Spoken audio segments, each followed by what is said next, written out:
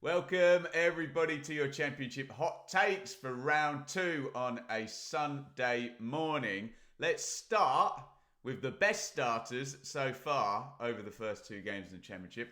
We have 2 teams on 6 points. That could become 3 in the lunchtime kickoff today between Sunderland and Sheffield Wednesday. At time of recording, that game hasn't happened yet. But what has happened is Burnley have started like an absolute train. The Scott Parker debate, well, it's just not going to happen at this rate because he's absolutely bossing it so far. 4-1 in the opener against Luton on Sky TV on Monday night. 5-0 yesterday. Played 2 for Burnley. 9 goals, plus 8 goal difference. 6 points on the board.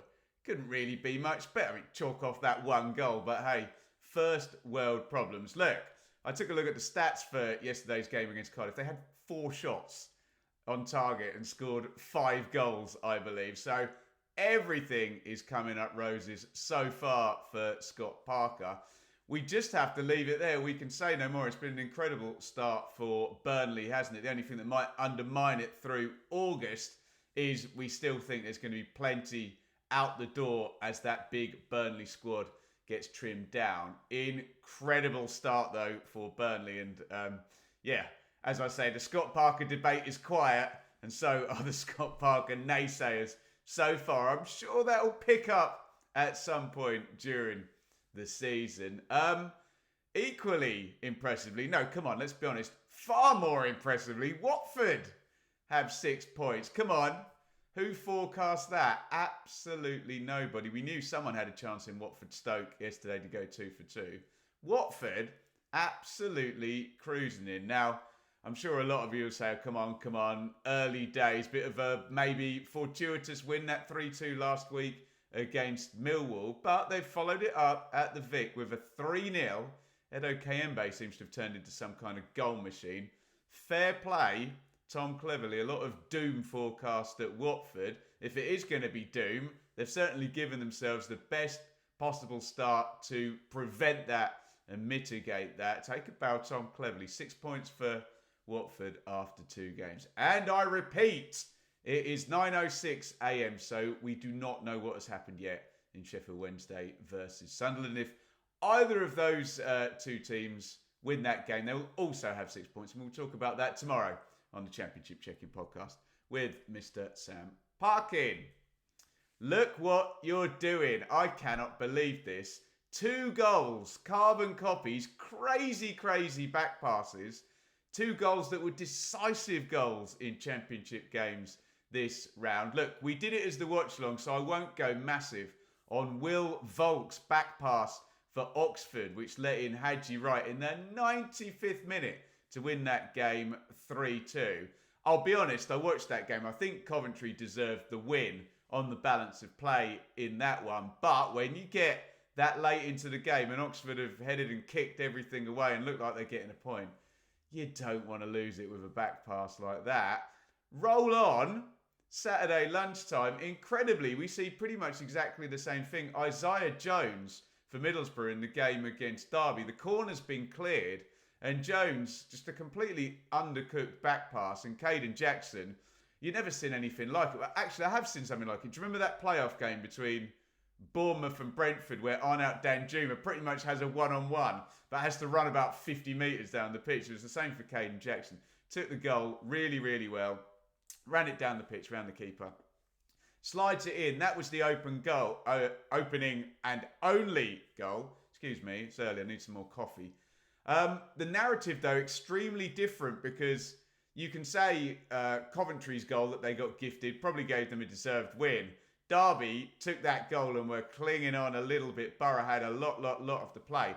Are we going to see this pattern under Michael Carrick of lovely stats and numbers to die for, but they've got to turn them into wins if they're going to be back where they were 2 seasons in the top 6, 5, 4, 3. You tell me how high up in the table. But come on, let's stop this Championship players. Enough with the crazy back passes. Speaking of crazy, a couple of red cards to talk about. Let's talk about Thomas Kaminski, the Luton goalkeeper. because I don't actually know what he was red carded for. There's about 5 possible incidents. Big long ball forward. Kaminski comes out and completely clatters. Was it Christian Sadie? Forgive me, I need to double check that. So he could have been red carded for serious foul play on Sadie. Could have been red carded for denying the goal scoring opportunity. And then as the ball gets loose, he chases someone else and clatters them. My God. So then he could have been red carded for the 2 same things there over there if they were indeed denials of obvious goal scoring opportunity. Either way, referee had his pick of the decisions for Kaminski and red carded him. Interestingly, I checked out John Mousinho's interview, the Pompey manager.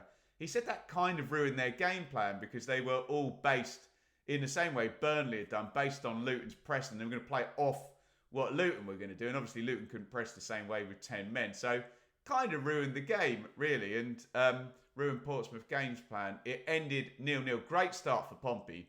A year 1 and a year 2 parachute team in the first 2 games, away at Leeds, home to Luton, and they've taken 2 points and haven't lost. You would have taken that if you're a Pompey fan before the season started. Luton, okay, 1 goal, 1 point, a big defeat in there. They just need to grow into this, don't they? And QPR certainly grew into the game at Bramall Lane. That they looked very much like they were losing. I think they were 2-0 down, weren't they, fairly early on in this one. Hamer again and Kiefer Moore for the Blades.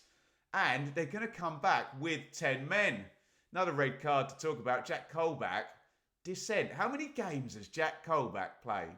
Hundreds. It's been around decades, hasn't he? You'd think if anyone was smart enough not to get red carded in that manner, it would be the QPR central midfielder. He did get red carded, but QPR did grab themselves a point right at the death. I've got to say, good limbs in that away end. Get in the comments if you're in the QPR away end. That looked amazing on the cameras. 2-2.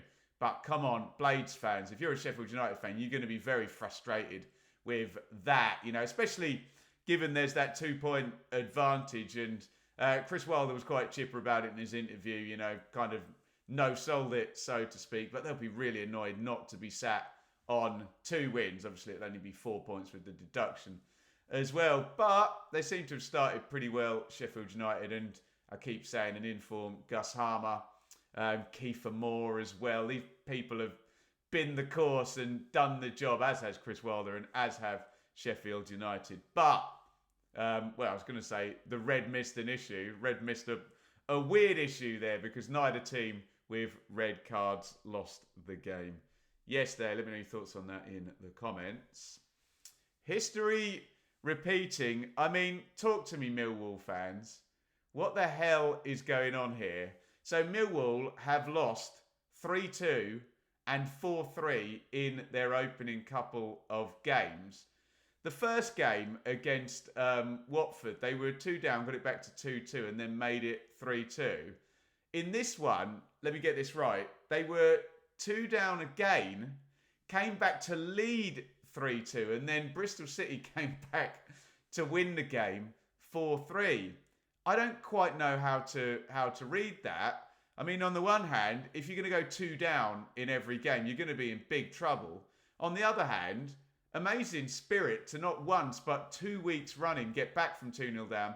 Not just get back into this game, to take the lead in this game. Incredible stuff. But then, what do you say about a team that can do that and then lose both games? I genuinely don't know how to analyse that from a Millwall point of view.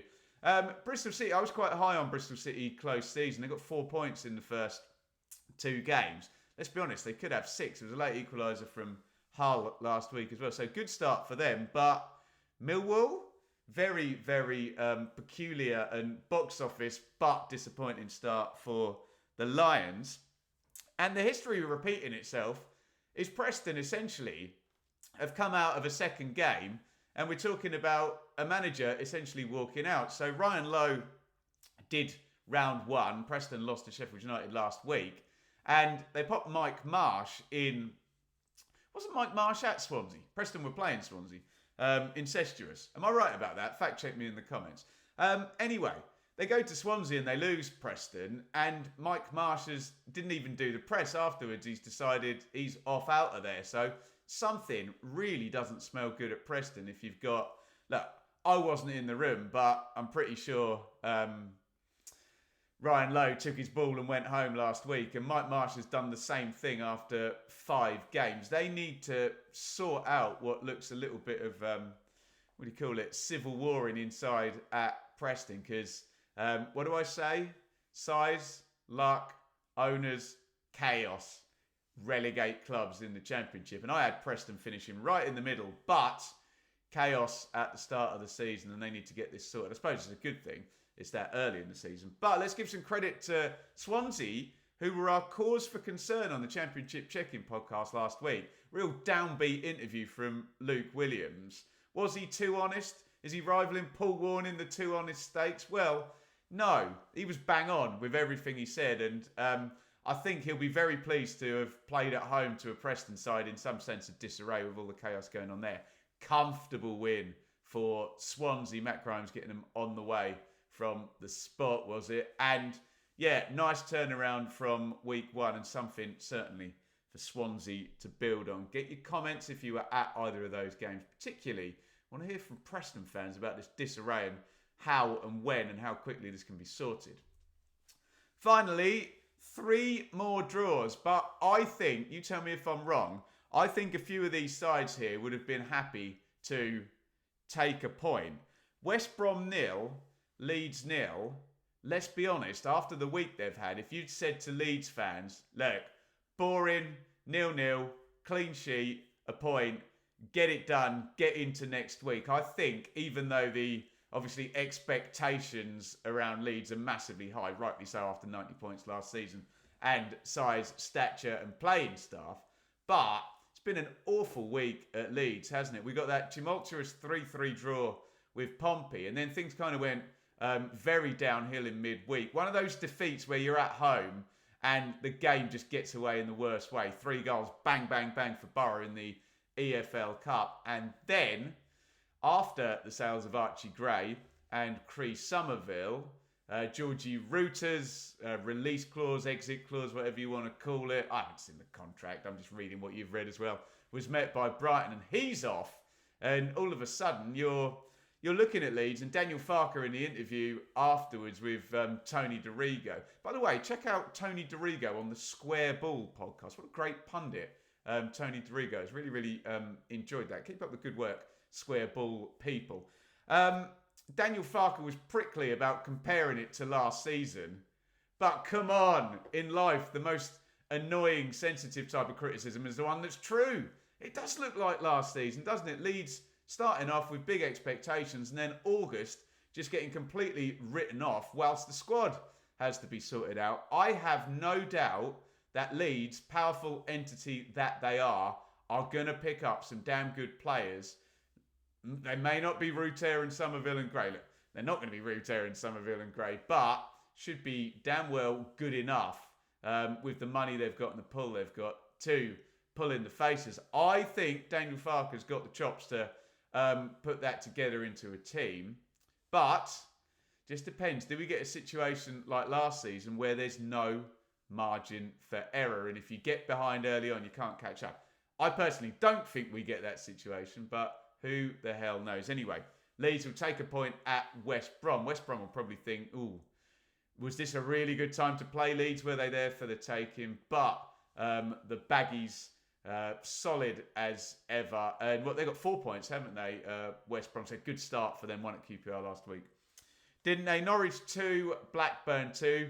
Maybe both of these sides before the game would have taken a point. Dreadful start for Norwich at Oxford last week. Again, chaos there with the Johnny Rowe incident. I think they had a win in the EFL Cup, didn't they, against Stevenage in midweek. Norwich. So, look, they probably would have taken a point, but they were at home and they did turn this game around. They went behind Norwich, got 2-1 up. So as much as they might have taken a point before the game, probably going to think that they would have won it in the end. And Johannes Hoff-Torp said in his interview afterwards, you know, I think Blackburn virtually had 1 penalty box entry in the last 20 minutes. And they scored from it. How good does that Ohashi look, by the way? Dink finish last week and a beautiful diving header to get the equaliser here for Blackburn, who from their point of view, They've sold the goal machine. He is gone. Sammy Szmodics is out. So I guess they'll be pleased. Look, they've got 4 points from the first 2 games. Definitely would have taken that before the start of the season. And now Szmodics is out. They can build, and that's all done. And that pantomime is over. So maybe before the game, both sides would have taken a point. But certainly Norwich, once they got 2-1 up, would have liked the win. Wayne Rooney, finally, will definitely have been happy to take a point. Atrocious start for Rooney and Plymouth last weekend, losing 4-0 up at Hillsborough. They did take the lead in this one. Looked a fairly low margin game from the stats. Let me know if you know better and you were there. Took the lead in this one. Sissoko, who we're all quite high on and quite excited about, he got the goal. What a great equaliser by Louis Coyle. Couldn't have put that more top corner, could he? And again, from a Plymouth point of view, get off the mark, first goal, first point. I think they'll take it, won't they, after what happened last week? I predicted a kind of high-scoring game and a Hull win in this one. So my expectations were lower. So I think the Plymouth fans will probably be pretty happy with that. And Hull just can't seem to get going yet, can they? I know it was busy, wasn't it, in terms of transfer window back end of last week. So it's building, but 2 1-1 draws so far. And looking at Tim Volter's demeanour so far, he's kind of looks fairly frustrated that they're not quite taking on what he's asking, and whether that's going to work in the long run, we'll find out. But I think from a Plymouth point of view, take a point all day long in that one. There you go. There are your hot takes for a Sunday morning. Get in the comments, especially if you were at a game in the Championship yesterday, with your big takeaways. We will go in far more detail. Sam will do all his research. I'll have a good look through everything before the Championship Check-In podcast tomorrow, where we'll get a chance to really chew the fat about everything. And of course, we don't know what's happened yet in Sheffield Wednesday's visit to Sunderland. Get involved in the comments. That is your hot takes for a Sunday morning, round 2 in the Championship.